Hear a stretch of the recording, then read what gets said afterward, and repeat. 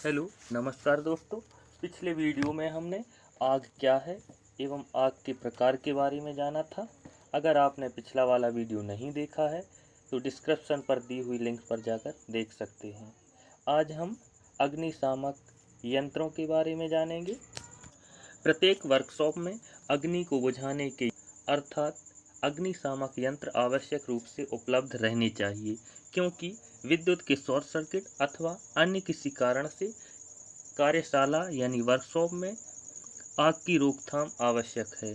अग्नि बुझाने वाले यंत्र एवं उपकरण कार्यशाला में ऐसे स्थान पर स्थापित किए जाने चाहिए जहां से वे तुरंत ही प्रयोग किए जा सकें। इसके अतिरिक्त कार्यशाला में रेत से भरी बाल्टियों, पानी से भरी बाल्टियों आदि की व्यवस्था होनी चाहिए।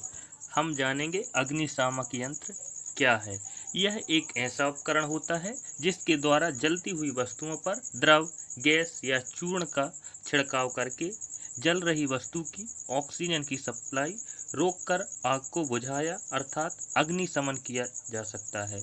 इसके द्वारा छिड़का जाने वाला द्रव, गैस या चूर्ण स्वयं ज्वलनशील नहीं होता और न ही ज्वलन में सहायक होता है।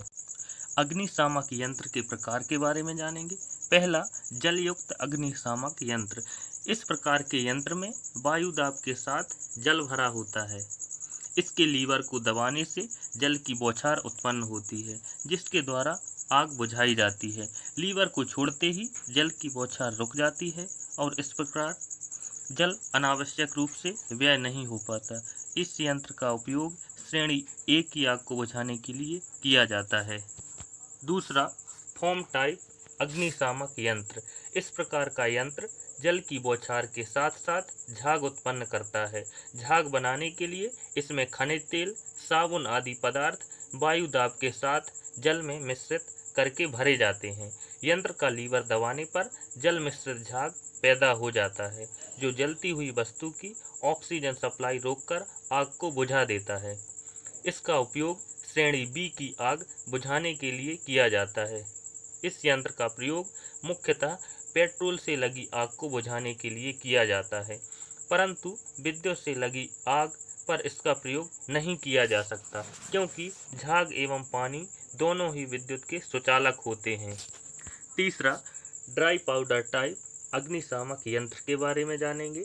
इस प्रकार के यंत्र में जल के स्थान पर वायु दाब के साथ चूर्ण भरा होता है। यह चूर्ण ज्वलनशील नहीं होता और न ही ज्वलन में सहायक होता है। यंत्र के लीवर दबाने पर चूर्ण जलती हुई वस्तु की ऑक्सीजन सप्लाई रोककर आग को बुझा देता है।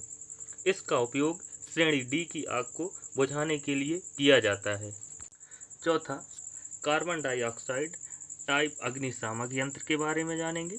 इस प्रकार के यंत्र में सोडियम बाइकार्बोनेट का घोल भरा होता है और एक कांच की बोतल में गंधक का H2SO4 यानी सल्फ्यूरिक अम्ल भरा होता है। बोतल के ऊपर एक धात्विक बोल्ट इस प्रकार लगाया जाता है कि यंत्र को उल्टा करके फर्श पर पटकने से कांच की बोतल टूट जाती है और बोतल में भरा अम्ल सोडियम बाइकार्बोनेट के संपर्क में आ जाता है। इस प्रकार दोनों पदार्थों में रासायनिक प्रक्रिया के फलस्वरूप तीव्रता से कार्बन डाइऑक्साइड गैस उत्पन्न होती है। कार्बन डाइऑक्साइड गैस दहन प्रक्रिया में सहायक नहीं होती और इस कारण यह जलने वाली वस्तुओं की ऑक्सीजन सप्लाई रोककर आग बुझा देती है। इसका उपयोग श्रेणी डी अर्थात वैद्युतिक तारों, उपकरणों आदि में लगी आग को बुझाने के लिए किया जाता है।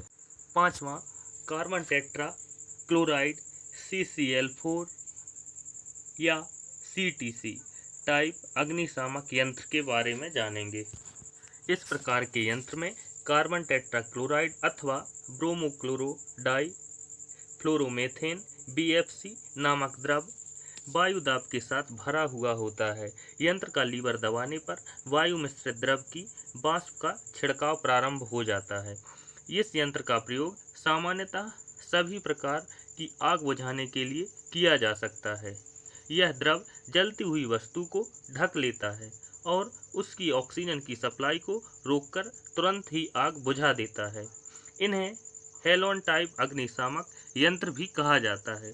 इस यंत्र के द्वारा उत्पन्न वाष्प जहरीली होने के कारण विशेषकर घिरे हुए स्थान पर इन्हें खुले स्थान पर ही रखा जाता है। इस प्रकार के अग्नि बुझाने वाले यंत्र विशेष तौर पर विद्युत उपकरण पर प्रयोग करने के लिए उपयुक्त एवं सुरक्षित होते हैं। छठवां, रेत से भरी बाल्टियां। वर्कशॉप के अंदर अग्नि को बुझाने के लिए विभिन्न यंत्र लगे होते हैं, परंतु कार्यशाला के बाहर लाल रंग से पेंट की हुई बाल्टियों में सूखी रेत भरकर रखी जाती हैं। इन बाल्टियों पर संकेतात्मक तौर पर आग लिखा हुआ होता है। इनका प्रयोग विद्युत से लगी आग को बुझाने के लिए किया जाता है। आज के वीडियो में बस इतना ही।